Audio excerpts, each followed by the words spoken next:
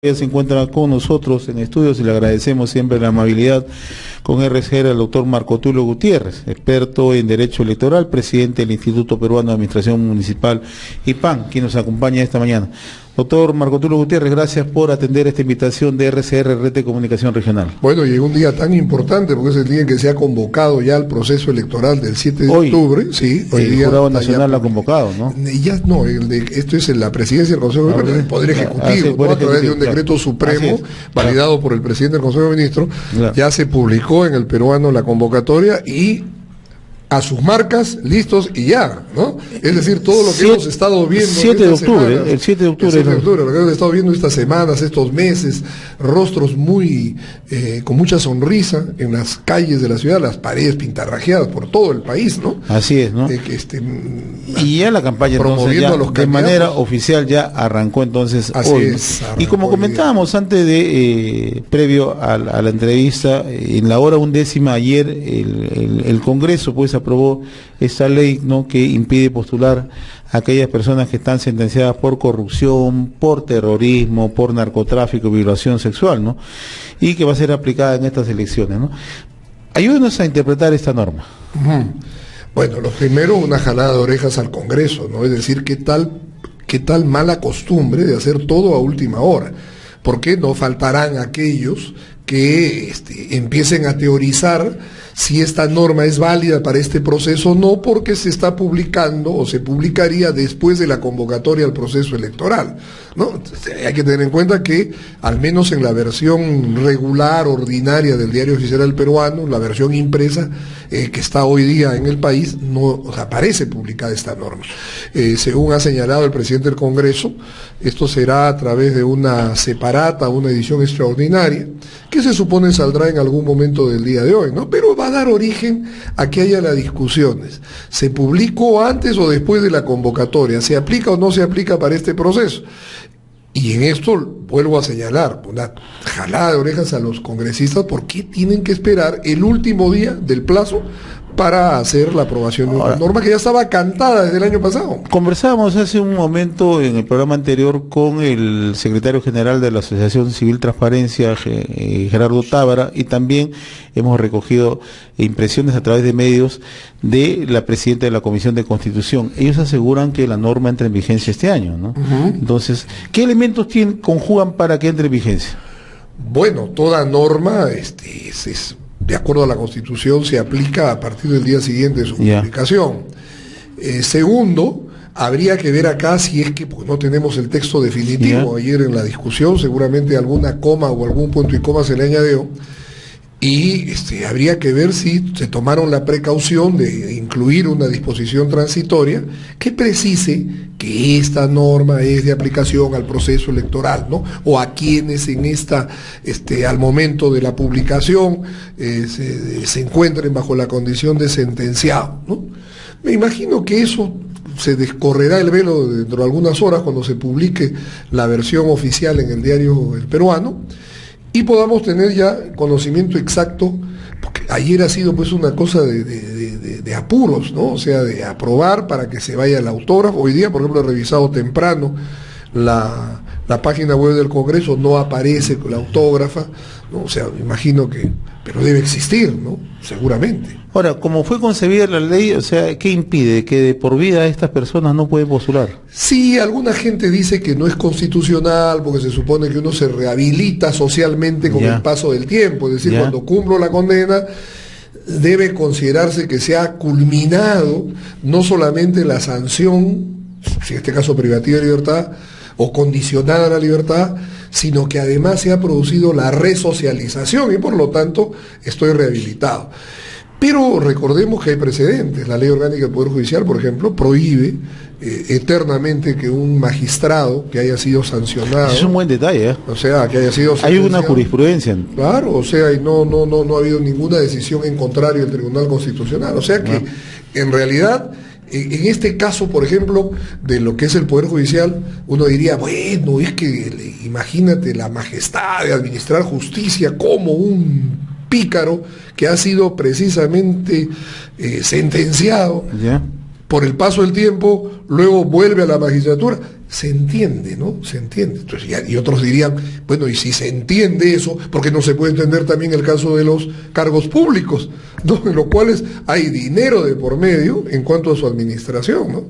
Y además hay una serie de antecedentes en la vida política del país. José, además acuérdense que es sentenciados por corrupción de funcionarios, o sea que son delitos contra la administración pública. Es decir, no es cualquier delito, ojo, es delitos expresamente establecidos en la ley, o sea, delitos cuya gravedad hace que la sociedad entienda de que la gente que ha cometido tal delito no debe, pues, ejercer una función representativa, como es el narcotráfico, el terrorismo, la violación sexual y los delitos contra la administración pública, corrupción. Ahora, cuando usted decía que hay quienes consideran que esta norma puede ser anticonstitucional, ¿no? Me remito inmediatamente a lo que ocurrió ayer en el Parlamento. Por ejemplo, el Frente Amplio se ha resistido a votar en favor de esta norma, ¿no? Porque ellos dicen que se restringen justamente los derechos de las personas con esta norma, ¿no? ¿Hay esos peligros? Bueno, yo creo que el mejor ejemplo es el caso de lo que es la ley orgánica del Poder Judicial, o sea, no ha sido cuestionada porque se entiende que no sería pues un sinsentido que alguien sentenciado termine dictando sentencias en el futuro para los demás.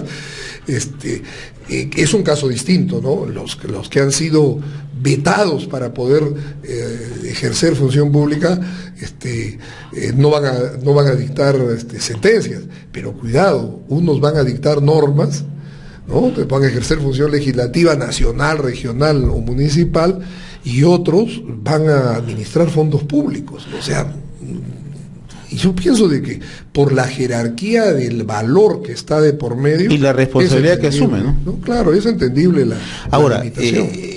Transparencia ha hecho un estudio en función a algunos casos, ¿no?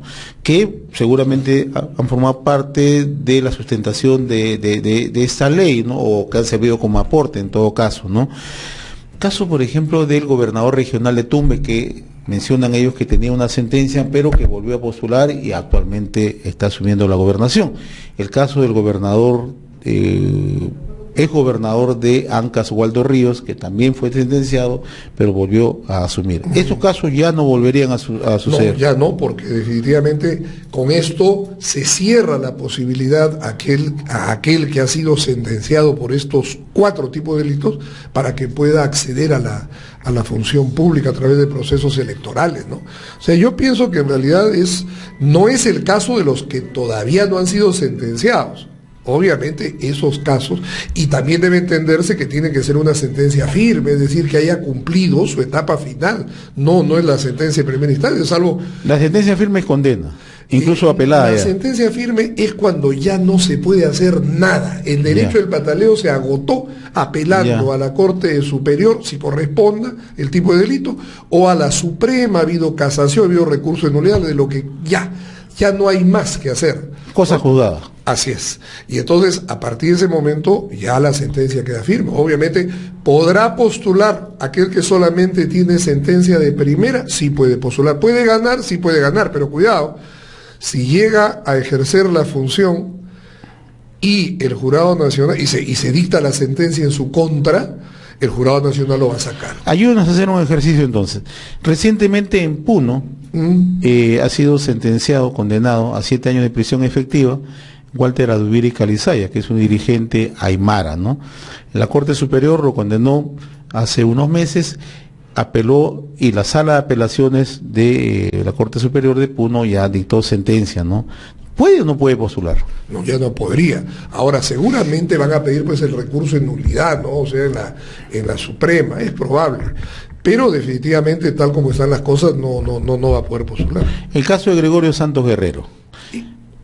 ¿Puede postular o no puede postular? Ya está, si está sentenciado, pero ojo, al caso de Santos no tiene sentencia. Por eso le decía. A él se le agotó la prisión preventiva. Claro, pero entonces, sí puede postular. No, sí puede postular, claro. Sí. Por eso le ponía estos ejemplos prácticos para entenderlo, ¿no? En el caso de Santos, por ejemplo, el proceso continúa con él en libertad. Lo que se había dictado era una medida de prisión preventiva, porque había la posibilidad de que se fugara, o la gravedad, o la certeza de que habría cometido el delito, ¿no? Hacía de que, bueno, ya vaya cumpliendo, pues, adelantándose el cumplimiento de la condena, ¿no? Y un caso que seguramente va proyectado a ser polémico en los próximos meses. Se habla ya de la puesta en libertad de Antauro Humala.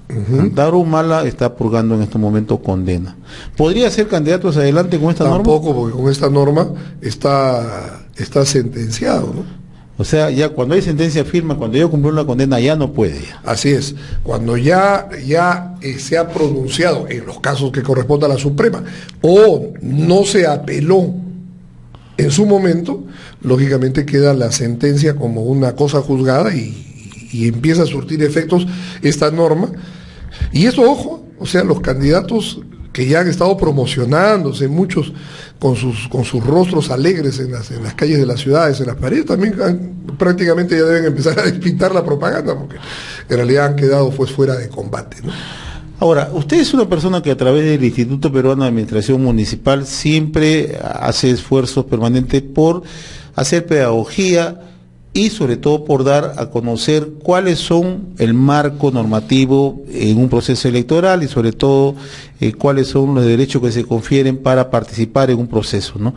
¿Cómo transparentamos un proceso y evitamos que permanentemente en cada elección se filtre gente que sabe que está al margen de la ley o que tiene serios cuestionamientos e insiste en postular?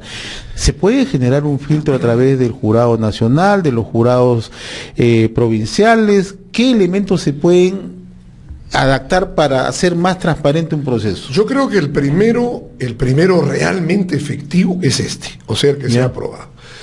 Porque aquello otro de la limitación de los gastos de campaña, en realidad yo veo de que seguimos en lo mismo. ¿Le pueden sacar la vuelta? Sí, se le puede sacar la vuelta, ¿no? Temas, por ejemplo, como la prohibición de repartir alimentos, ¿no? Yeah. Debió haberse establecido. Eso, una cosa puede ser que te regalen en una esquina un lapicero, ¿no? Y otra cosa que se esté regalando 1 kilo de arroz, ¿no? Y eso es una práctica constante en zonas rurales de provincia, ¿no? Por lo general, los candidatos... Pero ojo, no solamente en Perú, yo lo vi en Estados Unidos, en Miami estaban, estamos hablando del 2012, 11, el 2010, fue el primer intento revocatorio del alcalde de Miami.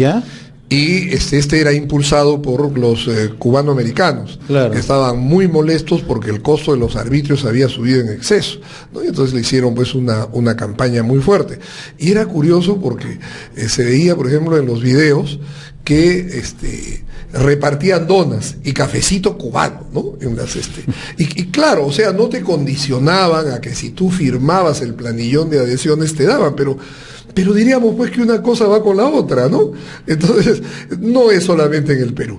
Pero, obviamente, dependiendo del tipo de sociedades, la sociedad americana pues es distinta a la nuestra, los niveles de necesidad ya son muy distintos a los nuestros. Allá no creo que la gente se pueda pelearse por una bolsa de arroz. Acá, una bolsa de arroz siempre es un regalo que no cae mal, especialmente en los sectores populares, y más aún cuando es precisamente en los sectores donde hay más pobreza, en donde se va a hacer este tipo de donaciones que desde mi punto de vista constituyen una afrenta a la dignidad de la persona, ¿no? Preocupémonos porque la gente tenga trabajo, tengan facilidades para desplazarse, ¿no? Hacer trabajo voluntario con ellos, mejorar el medio ambiente, pero no esto está pues regalando... Porque hay dos cosas, ¿no? Uno, clientelismo político, y otro es una manera de aporte a la campaña indirectamente, ¿no? Pero claro, porque del cuero salen las correas, y de dónde viene ese dinero. Miren lo que estamos en este problema ahora con el problema de las campañas. La gente se pregunta, ¿no? Y eso abona al desprestigio de la clase política. La gente dice, ¿cuánto cuesta una campaña electoral distrital? El otro día conversaba con alguien y me decía 100.000 soles la primera semana. O sea, para primero meter unas 200 paredes pintadas, cada una de las cuales cuesta 80 soles, empezar a poner los letreros, o sea, los paneles, $1.000 cada uno, un par de torres, estas torres que tienen luz, iluminación, para que te pasen la propaganda, 100.000 soles. Y esto es para empezar. Todavía falta todavía falta toda la larga carrera, la papelería, la folletería, la movilización de la gente. Entonces, y la gente dice, bueno, pero ¿y cuánto va a ganar este alcalde? 8.000 mensuales. O sea, al año va a recibir 100.000, en 4 años 400.000. Bueno, pues, pero va a gastar 1 millón en la campaña. Increíble, ¿no? O sea, ¿por qué? Por supuesto que si es que se tiene dinero, visiblemente, y además uno lo dice como lo hacen los americanos, ¿no? En Estados Unidos es curioso, porque la gente, los candidatos dicen, yo voy a dedicar de mi patrimonio $1 millón, $2 millones, $5 millones. Bueno, y la gente dice, bueno, es su plata. Pues, si quiere se compra pues una flota de yates o si quiere lo gasta en una campaña. Así es. Pero lo dice. Acá en el Perú hay como una suerte de estigma de que yo gaste mi dinero en la campaña. Entonces empiezan los ocultamientos de las cifras cuando toda la gente sabe que la plata se gasta, pues, ¿no? Entonces, yo pienso que en realidad el gran problema que hay es el problema del costo de la campaña, ¿no? Mientras tengamos campañas de países del primer mundo en un país como el nuestro, que aún no lo es, lógicamente se presta a todo tipo de suspicacia. El que da lo está haciendo por algo, o sea, especialmente en grandes cantidades, ¿no? Que a usted, José, o a mí nos pidan 500 soles, nos duele, de pronto colaboramos por razones ideológicas, ¿no? Nos sentimos identificados con la propuesta del candidato, pero ninguno de nosotros pues tiene $1 millón para regalar, ni 100.000, ni 1.000, o sea, ya empezamos a pensar cómo regalamos, pero hay gente que sí la tiene, ¿no? Y entonces respetemos el derecho a lo que tiene, pero díganlo, ¿no? Si creamos una ley que establece este tipo de mecanismos, ¿no? Que al final de cuentas solamente alientan las trampas, estamos fregados. Y un último tema en este esfuerzo para hacer de que no haya corrupción es el tema, por ejemplo, de los regidores, ¿no? Es conocido de que los regidores en los distritos tienen que pagar. Así es. Tienen Cada ubicación tiene un precio, algunos dicen así, ¿no? De manera abierta lo dicen a veces. Así es, a nivel de las provincias, a nivel de Liga Metropolitana la cosa cambia porque se supone que las listas son o sea, el candidato a alcalde tiene que presentar pues un elenco de personalidades, ¿no? Sí. Y a las personalidades no tienen ningún interés en pagar nada porque precisamente están siendo convocadas por su buen nombre. Pero en el caso de los distritos, donde la campaña se centra en el alcalde, exclusivamente en el alcalde, lógicamente se tiene que pagar. Y eso empieza la corrupción, porque el primer nivel de fiscalización del gasto público debiera hacerse en el Consejo Municipal, porque para eso la Constitución dice que ejerce la opción, pues no la puede hacer pues por esta forma en la cual llegan a estos cargos, ¿no? Mi estimado doctor Marco Tulio Gutiérrez, ha sido sumamente grato compartir esta entrevista acá en los estudios de RCR, Red de Comunicación Regional. Usted lo acaba de decir, arrancó ya, se bajó la bandera para el proceso electoral, con seguridad lo va a tener más a menudo acá. Con todo gusto, porque en realidad de lo que se trata es de que la gente pues vote bien, vote responsablemente, ¿no? Así es. Si bien es cierto, las elecciones municipales y también las regionales tienen pues un carácter estrictamente local, esto debe significar que la gente pues se ponga mucho más acuciosa. Por ejemplo, un tema, fíjese que ha pasado, este tema de los congresistas que mienten en las hojas de vida. Eso es una vergüenza. Eso debiera ser una causal de sacarlo a uno del puesto, de la carrera, si lo descubren durante la carrera, hacia las elecciones, y sacarlo, así sea elegido, y encima denunciarlo, porque a quien esté engañando es a todos nosotros. Al elector, directamente. No solamente a los electores, sino a los ciudadanos, porque yo puedo no ser elector de una determinada circunscripción, pero quiero leer sobre la vida y obras y milagros de un candidato y me sale pues con mentiras, ¿no? Así es, ¿no? Eso yo creo de que ese es otro tema que tiene que ser resuelto. Bien, como siempre le agradezco la amabilidad, doctor Marco Tulio Gutiérrez, por acompañarnos esta mañana aquí en RCR, Red de Comunicación Regional.